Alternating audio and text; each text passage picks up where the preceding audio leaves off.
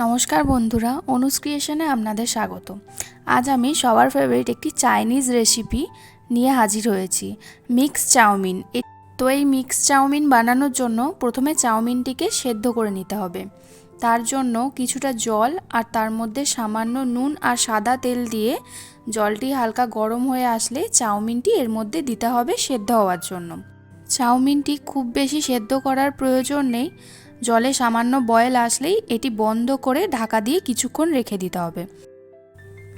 এই mix চাউমিনে add করার জন্য আমরা প্রথমেই ভেজে নিচ্ছি ডিম। তার জন্য একটি ফ্রাইং প্যানে কিছুটা তেল দিয়ে একটা ডিম ফেটিয়ে ভালো করে ভেজে নেব এবং খুন্তির সাহায্যে এটিকে ছোট টুকরো টুকরো করে ভেজে নিতে হবে, যাতে মিক্স চাউমিনের মধ্যে ভালোভাবে এটি মিশে যায়।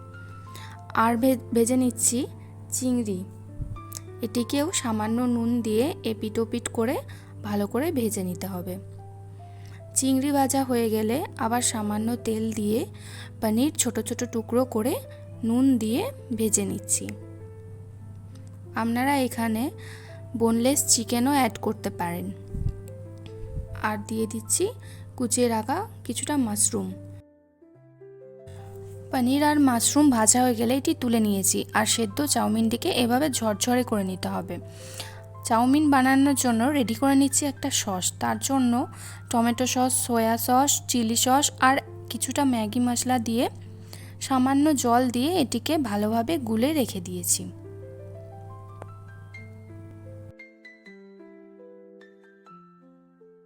মিক্স চাউমিনের মধ্যে এগুলি অ্যাড করব পরে।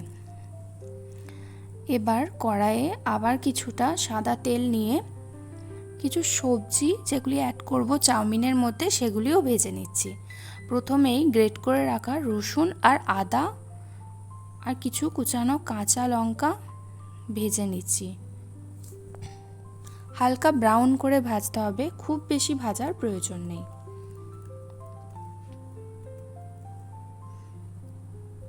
কিছুক্ষণ নাড়াচাড়া করার পর দিয়ে দিচ্ছি কেটে রাখা পেঁয়াজ। এটিও ভালোভাবে একসাথে মিশিয়ে কিছুটা নুন দিয়ে দিচ্ছি পেঁয়াজটি নরম হওয়ার জন্য।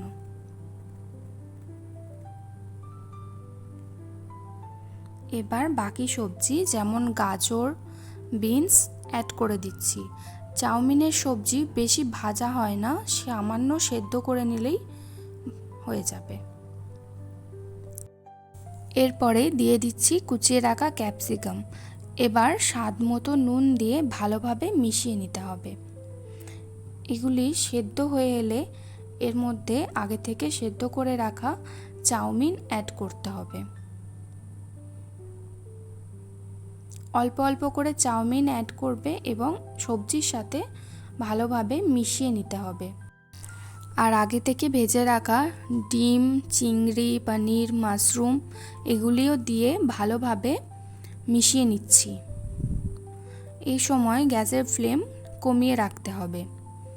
আগে থেকে রেডি করে রাখা সস এই সময় অ্যাড করে দেবেন। সব কিছুর সাথে ভালোভাবে মিশিয়ে নেবেন।